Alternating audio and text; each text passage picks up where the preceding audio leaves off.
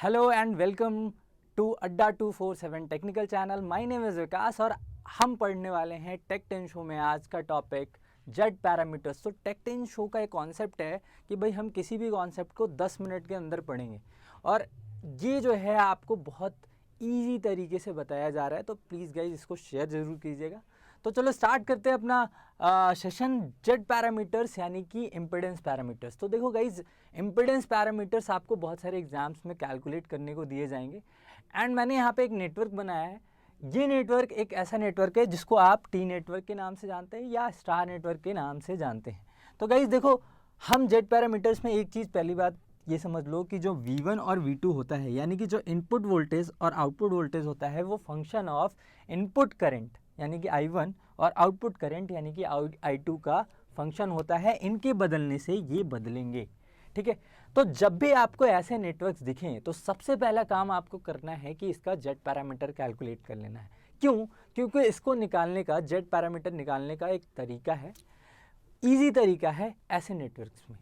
अब आपको कोई भी पैरामीटर पूछा जाए आप उसका कन्वर्जन कर सकते हैं बहुत इजी तरीके से अगर आपको जेड पैरामीटर्स पता है। तो उसके लिए आपको कन्वर्जन पढ़ने पड़ेंगे, पर इस सेशन में हम सिर्फ इतना समझेंगे कि जेड पैरामीटर कैसे कैलकुलेट करा जाए ऐसे नेटवर्क का 5 सेकंड के अंदर, ठीक है। 5 सेकंड भी नहीं लगेंगे अगर आप इस पूरे सेशन को देखें। तो पहले तो आपको मैं कन्वेंशनल तरीका दिखाऊंगा जिससे हम निकालते हैं कन्वेंशनल तरीके से, उसके बाद मैं आपको शॉर्टकट बता दूंगा इस नेटवर्क। देखिए अब अगर आप इस नेटवर्क में ये करंट मैं I1 फ्लो करा रहा हूँ और ये करंट इधर I2, तो यू कैन सी कि इसमें करंट I1 जाएगा, इसमें करंट I2 जाएगा और इस वाली ब्रांच में करंट I1 प्लस I2 जाएगा।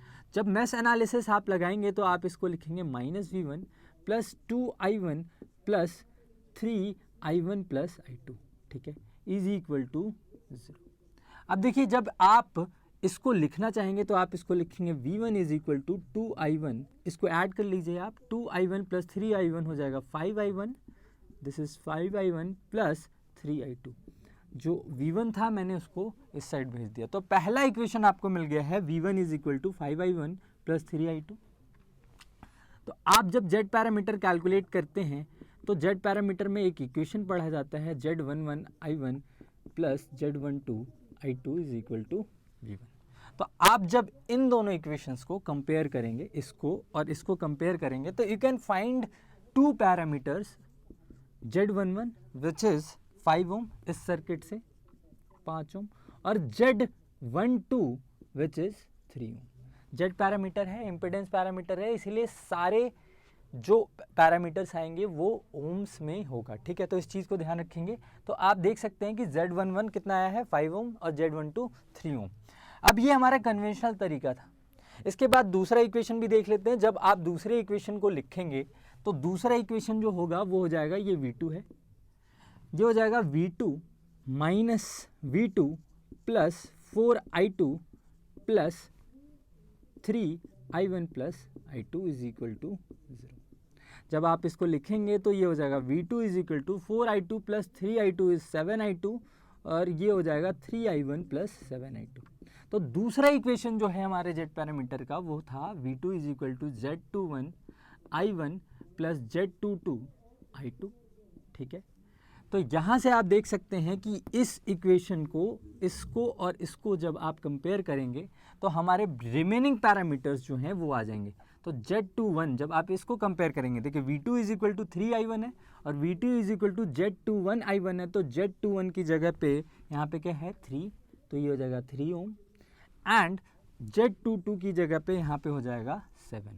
तो ध्यान रखिएगा कि I2 के साथ जो है वो Z22 होगा। ये कंपैरिजन गलत नहीं होना चाहिए आपका। अगर कंपैरिजन करने में आपने गलत लिख दिए पैरामीटर्स, लेट्स से कि मैं 7I2 पहले लिख देता और 3I1 बाद में, तो फिर आप डायरेक्टली Z21 गलती से 7 नहीं लिखना चाहिए आपको। तो इस चीज़ का आपको ध्यान रखना है कि ये मिस्टेक्स ना हो, कंफ्यूजिंग नहीं बनाएंगे आप, एक पैटर्न क्रिएट करेंगे और एंड उसके हिसाब से आप क्रिएट होंगे। तो Z22 की वैल्यू हो जाएगी 7। अब देखो ये जो हमने कैलकुलेट किया ये हमारा कन्वेंशनल तरीका है। अब देखिए मैंने आपसे ये कहा कि मैं आपको इसका एक इजी तरीका बताऊंगा और बहुत इजी तरीका है कि भाई जब भी आपको ऐसा नेटवर्क दिखे तो आपने क्या करना है, लेट्स से कि ये हमारा क्या है Z1 है, ये हमारा Z2 है और ये हमारा Z3 है। तो Z11, अब देखिए आपको जब Z11 कैलकुलेट करना है तो Z1 ये हो जाएगा, Z11 का मतलब हो गया इम्पिडेंस इन द लूप 1 मतलब फर्स्ट वाले लूप का इंटरनल इम्पिडेंस क्या होगा, या इसको हम कहते हैं इनपुट इम्पिडेंस Z11 को। तो इनपुट इम्पिडेंस जब आप देखेंगे तो पहला लूप हमारा ये है फर्स्ट लूप, Z11 का मतलब 1 के अंदर का इम्पिडेंस क्या है। तो आप देखिए इसके इस वाले लूप में दो रेजिस्टेंस हैं, दो इम्पिडेंस हैं, एक तो 2 ओम और दूसरा है 3 ओम। तो इस दोनों को ऐड करेंगे 2 + 3 तो ये हो जाएगा क्या 5 ओम, ठीक है 5 ओम। Z12 की बात करें या Z21 की बात करें, Z12 और Z21 का मतलब है कि 1 और 2 के बीच का इम्पिडेंस क्या होगा। 1 और 2, 1 ये वाला लूप है, 2 ये वाला लूप है, तो 1 और 2 के बीच में जो इम्पिडेंस है यानी कि 3 ओम आपको दिख रहा है, इन दोनों के बीच का जो इम्पिडेंस है that is the impedance between 1 और 2 या 2 1, ठीक है। तो दोनों के लिए सेम होगा एंड दिस विल बी 3 ओम। और अगर बात करें Z22 की, यानी कि 2 में कितना इम्पिडेंस होगा, जो लूप 2 है उसमें कितना इम्पिडेंस होगा, तो दोनों को आप जब ऐड करेंगे यानी कि 3 ओम + 4 ओम विच इज़ 3 + 4 और ये आ जाएगा 7 ओम।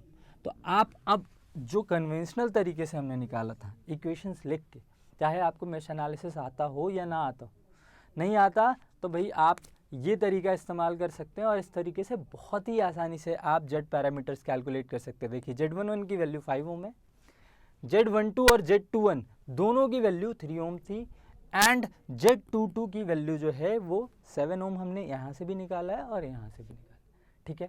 तो ये तरीका आप इस्तेमाल कर सकते हैं, सिर्फ ऐसे नेटवर्क्स के लिए ये तरीका वैलिड है। जब भी आपको ऐसा नेटवर्क दिखेगा इस तो आप सिर्फ जेड पैरामीटर निकालें। अब वाई पैरामीटर, लेकिन एग्जाम्स में ऐसा होगा कि ऐसे नेटवर्क का वाई पैरामीटर पूछा जाएगा, तो उस केस में आपको इन्वर्स मैट्रिक्स निकालना आना चाहिए और उसको मैं नेक्स्ट क्लास में यानी कि नेक्स्ट टॉपिक जो वाई पैरामीटर का होगा टेक10 शो का, उसमें आपको क्लैरिफाई कर दूंगा कि किस तरीके से आप जेड पैरामीटर से वाई पैरामीटर्स निकाल सकते हैं, या एक कन्वर्जन टॉपिक मैं आपको इसके ऊपर बना के दे दूँगा, ठीक है। तो ये टॉपिक आपको समझ में आया होगा। आज के लिए इतना ही, थैंक यू।